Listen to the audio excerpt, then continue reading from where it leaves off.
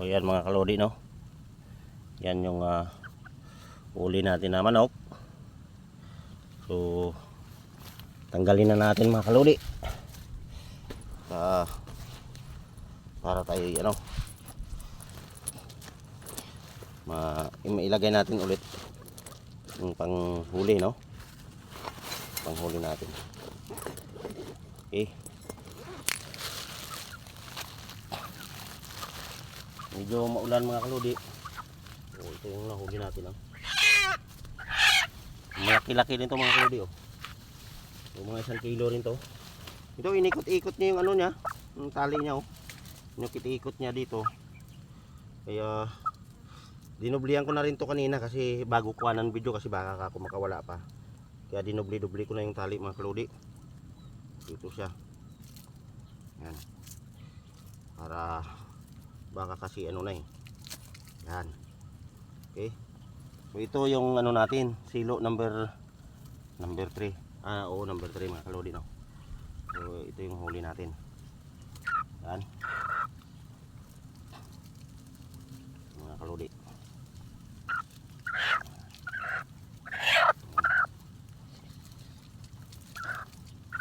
Para pag lumipad man siya, tumakbo man siya mga kalodi, no, hindi siya makatakbo kasi may tali. Ito may tali pa yung kanya mga kalodi.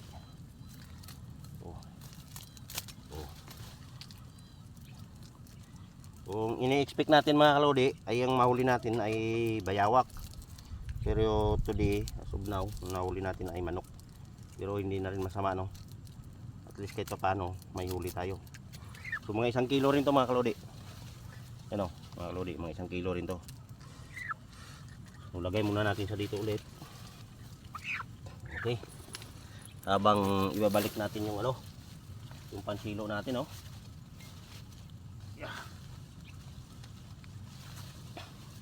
Di baka makachamba tayo ulit, no. Ito siya, oh. Inano niya mga kalodi, oh. Yan kita nyo naman, oh, inikot-ikot niya. Tsaka basa yung manok dahil umuulan. Buti nga yung ulan di ganun kalakasan. Siguro mga kanina umaga lang ito nahuli, kaya hindi pa siya ganun kabasa, no. So ito yung pansilo natin. Okay. So okay, balik natin to, baka sakali makahuli ulit tayo, no. So ganun pa rin yung setup mga kaludi. Dito pa rin tayo yung setup natin, no.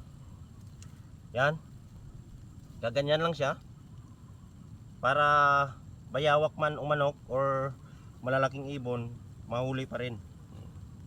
Kaya nahuli natin siya mga kaludi kasi medyo nakahanging to eh. Nakaganyan siya. Yanan, nakahanging siya ng kaunti.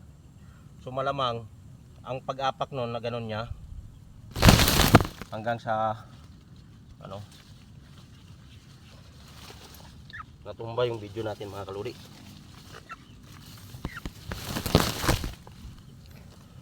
Okay.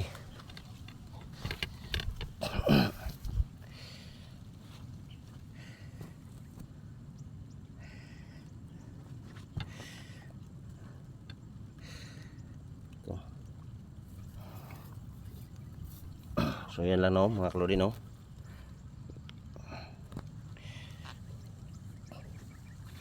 Yan.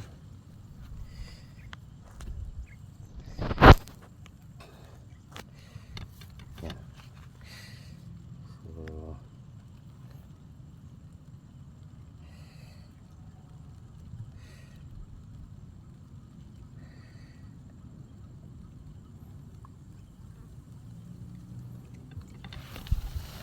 yan. Okay, no, i-set up natin yung magandang view mga kalodi, no.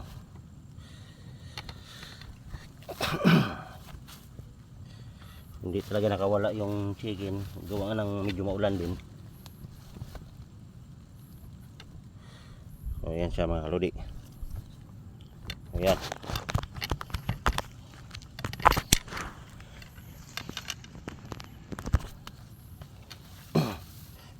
So yan, binalik na natin yung silo, no, yung silo number 3.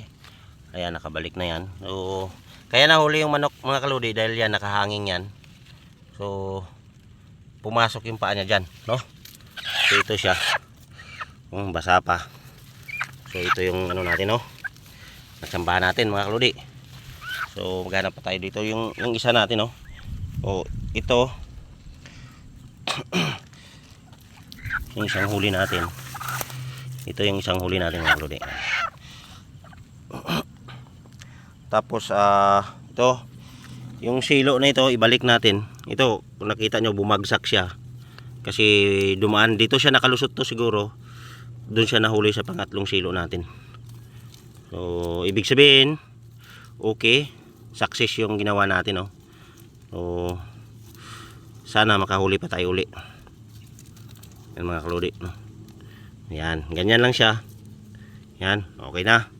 So sit up na yan na panibago mga kaludi, no? Manok, bayawak, ubas, malalaking ibon, kayang huliin yan mga kaludi. So yun pa rin sit up natin.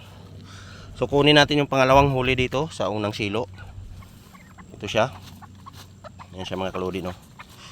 So teka lang, hanap tayo ng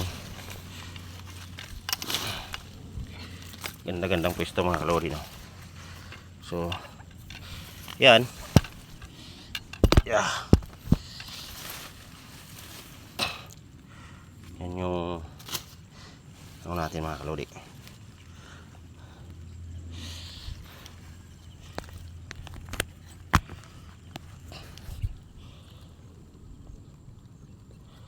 Siya, oh.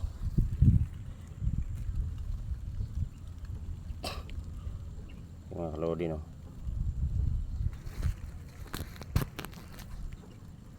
Yan. Ito siya mga kaludi, oh. Ito siya yung pangalawa natin na unang huli, no?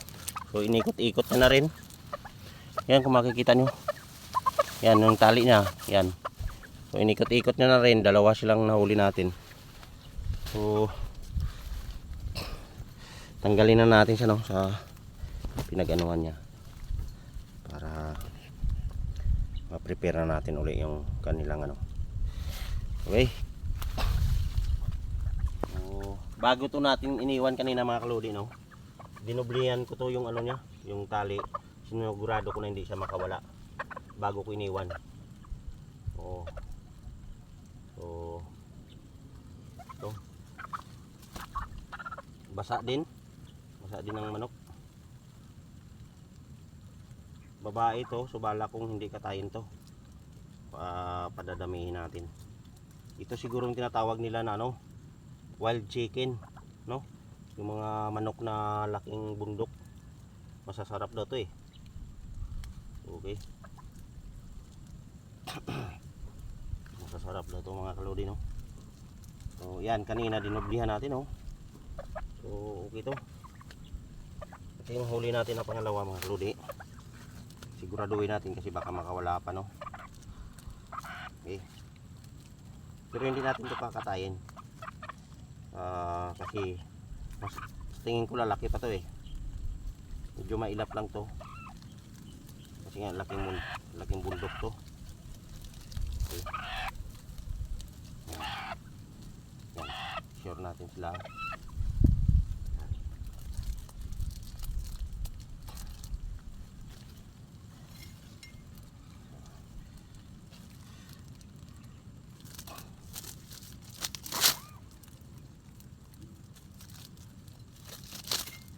Okay.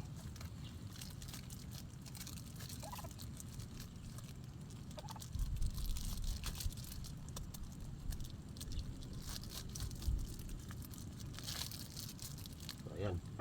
Oh. Dalawa mga kaludi. So dalawang uli natin, no? So ayan natin dito. Ayan, dalawa yan. Tapos yung siyempre yung inikot-ikot niya kasi dito, eh. Inikot-ikot niya dito. So ayusin natin siyempre para baka sakali makahuli pa ulit mga kaludi. Yan. Yan. Ganyan lang siya. Ito yung silo number 1 natin, oh. Talaga nakahuli yung silo number 1 natin. Yan. So as usual, ganoon pa rin ang gagawin natin mga kalodi. Kailangan ano lang to, nakahanging talaga siya. At saka make sure natin na ito maluwag. Kasi pag ito masikip to, hindi ito tatakbo eh. Ayan, oh. Kahit manok lang kasi, basta madaanan niya at maluwag, talagang ano yan, sisiluin niya, no. So ito siya. Yan. Ganyan lang yan, oh. Logic lang yan mga kalodi, no. So yan. Hindi siya dapat lapat na lapat. Kasi pag lapat na lapat, ano, pag sobrang angat naman siya mga kalodi, ang bayawak hindi rin makukuha kasi lulusot yon. So dapat ganyan siya. Medyo yan. Hangin konti. Para pag kahit manok, kuha pa rin. Kasi dadaan yung paayan dyan eh. Yan, yan. Eh, ganyan lang yan mga kalodi, no. Ganyan lang. So ito na yon. Pangalawa ay una, nakahuli na tayo dyan. Pangalawa dito. So yun lang mga kalodi, no. So mga kalodi, uy, ano yung silo natin, palaglag. Silo natin, oh. Yan. Oh. Yan lang yan mga kalodi. Yan. Yan. Ito mga kalodi. Yan. Uy. Kita mga kalodi, no. So ayos, sulit yung pinaghirapan natin. Sulit na sulit, no. Okay. Yeah.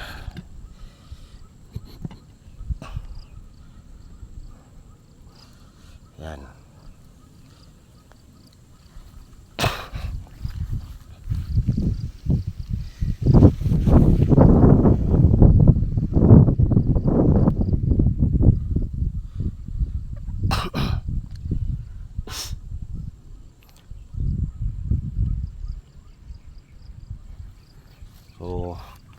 So mga kalodi, ito yung huli natin, no?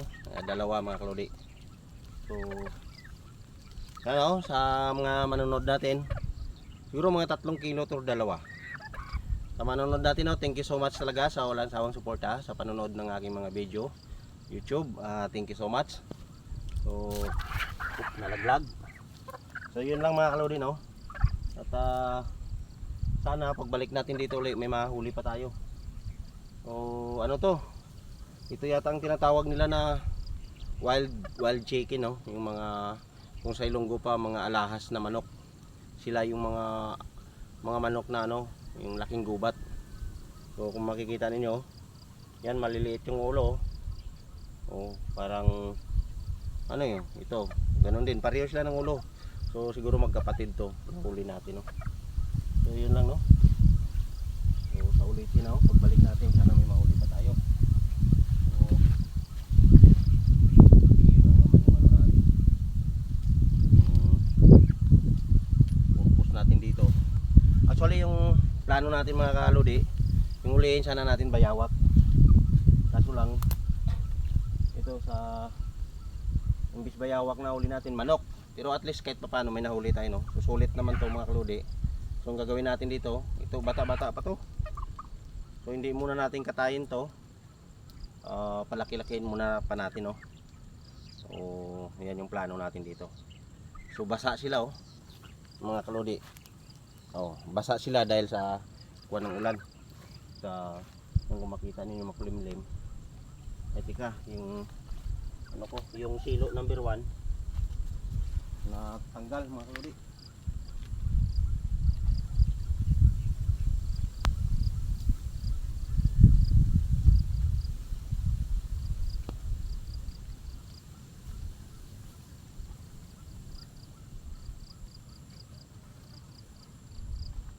Na mga kalodi, no. So yun, muli, no, maraming salamat sa mga manonood natin. At maraming mapag-anuan dito mga kalodi. Marami dito may nadaanan tayong mga ano, mga ampalayang ligaw, daon ng ampalayang ligaw. So masarap din to, gisahin yung manok tapos lagyan ng ampalayang ligaw at saka tawag nito, munggo. Sarap yan mga kalodi, no? So yun. Tapos may nakita ako mga kalodi, no, na ito tinatawag to dito, nakikita ko sa YouTube na kinakain talaga to mga kalodi, no? So pakita ko sa inyo.